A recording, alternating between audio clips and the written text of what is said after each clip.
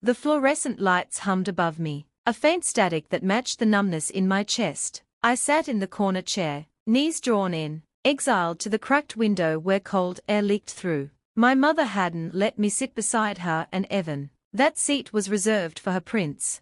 Evan lounged in the exam chair, swinging his legs while the nurse checked his vitals. My mom stroked his hair, murmuring like he was made of glass. I was just the shadow on the wall.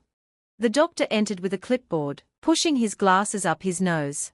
"We'll need some blood work," he said. "He's been showing signs of fatigue."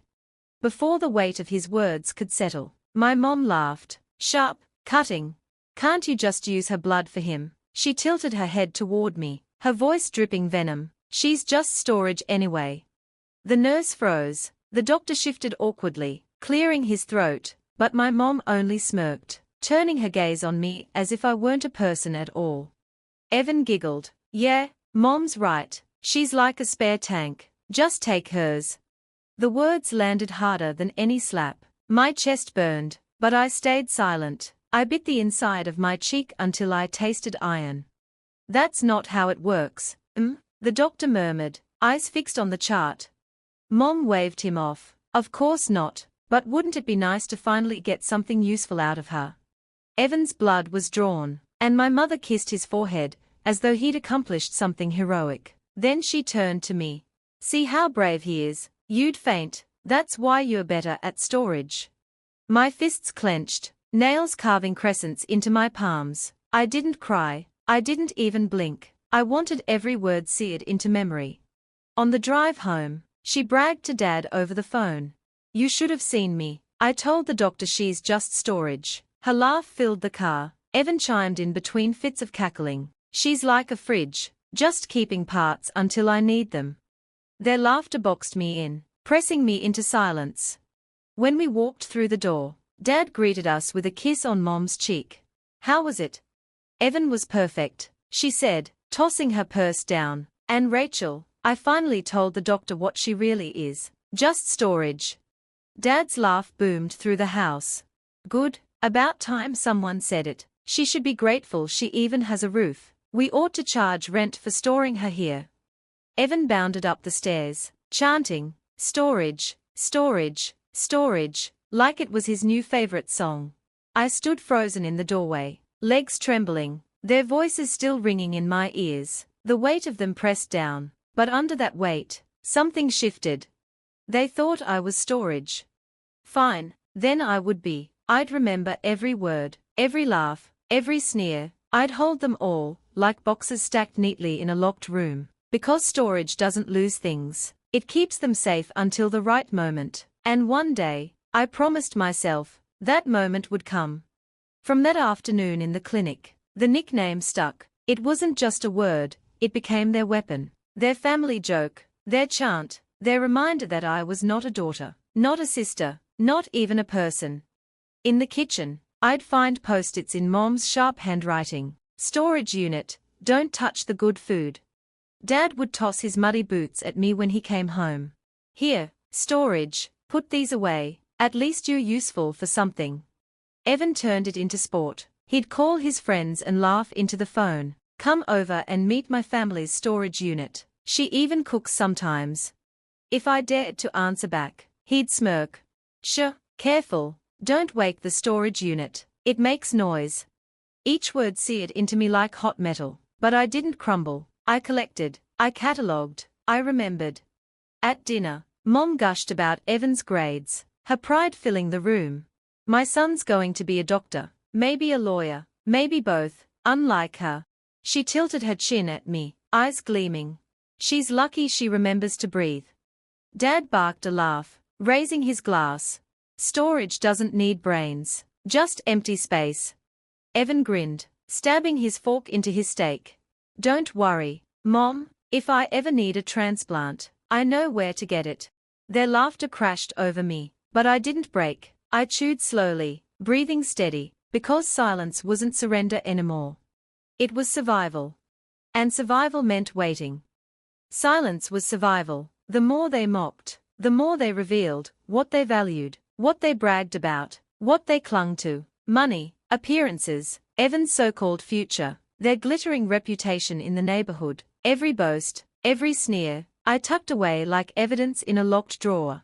One night, passing the living room, I caught Mom on the phone with her sister.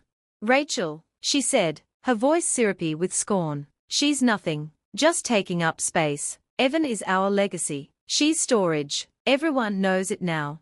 She laughed. Her sister laughed with her. I pressed my back to the wall, nails biting into the wallpaper, fury burning in my chest. It wasn't enough for them to humiliate me inside these walls, they were exporting it, branding me outside too. Days later, at the grocery store, Mom paraded Evan like royalty before an old neighbor. Then, with a smirk, she gestured at me.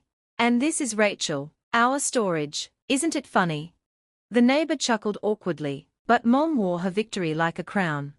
By then, my skin was numb to their cruelty, but my mind had sharpened into a blade. That night, under the glow of the street lamp bleeding through my blinds, I whispered into the dark, "Storage remembers." Because I wasn't just holding their words, I was holding their weaknesses, their lies, their patterns, and I was done letting them pile their junk inside me. A plan began to take shape. If I was storage, I would store their secrets, and when the time came, I'd unload them in a way they couldn't laugh off, couldn't bury, couldn't twist. The shift was quiet at first. Dad left bills on the counter. I memorized every number. Mom bragged about Evan's achievements. I noted the exaggerations, the lies. Evan boasted online about cheating and bullying. I screenshot, saved, stored. Storage, indeed. The more I collected, the more power I felt. Their perfect family image was already cracking. All I had to do was wait. One night, Evan barged into my room, waving his phone.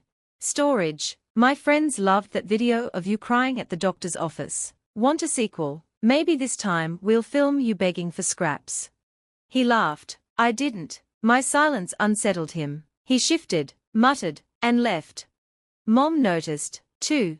"What's with you?" she demanded one morning, her eyes narrowing. "Not crying anymore, not fighting back. Did you finally accept what you are?"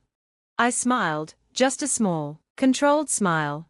"I'm just listening." Her smirk faltered. By the time Evan's next appointment rolled around, I was ready, not to fight, not to scream, but to set the stage. The same clinic, the same sterile room, Evan whining in the chair, Mom cooing.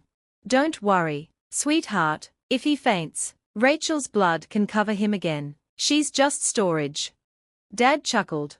"Hell, why not drain her completely? Then at least she'd finally be useful."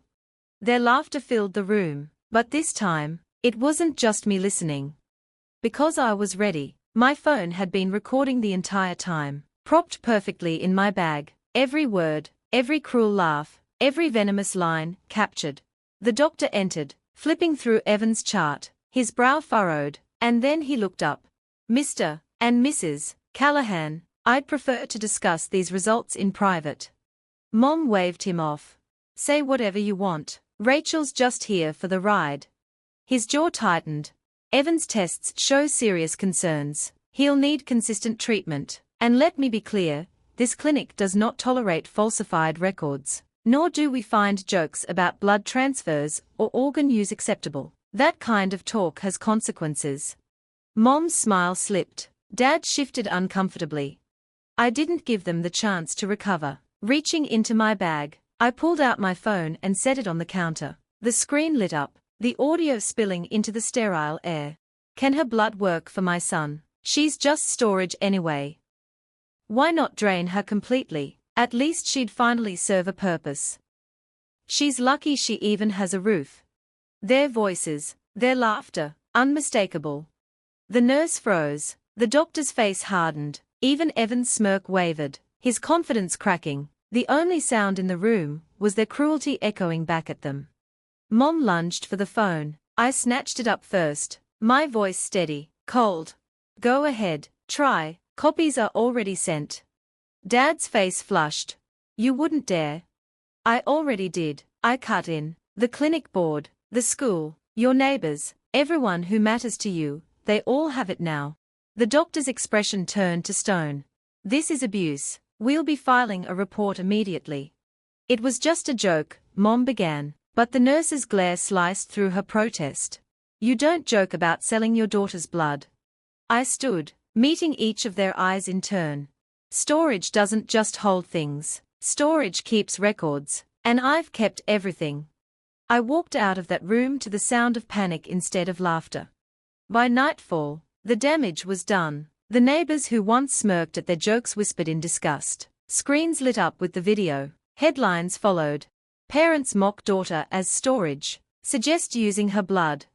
The empire they worshipped, image, pride, reputation, collapsed overnight. Evan became a punchline at school. Dad was shunned at work. Mom's friends stopped answering her calls. Everywhere they went, people stared, whispered, recoiled.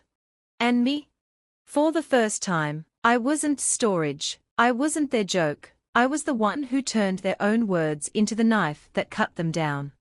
They had laughed at me for years, but in the end, it was the world that laughed at them.